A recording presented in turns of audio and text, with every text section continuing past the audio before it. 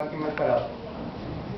Más que nada también dar gracias por estas nuevas iniciativas que ustedes han podido presentar, que sí no deja de ser para el pueblo originario que necesita de mucho apoyo, como también para cada uno de los jóvenes, porque todos sabemos que uno cuando es joven mucho lo que le falta es el apoyo ya sea de los mismos adultos o de los mismos jóvenes que no se tienen confianza en sí mismos.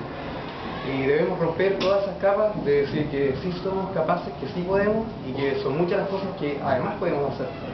Así que más que nada agradecer y presentarnos como una de las personas que también estamos potenciándonos física como psicológicamente para poder aceptar cada uno de estos retos que nos lleven a ese triunfo.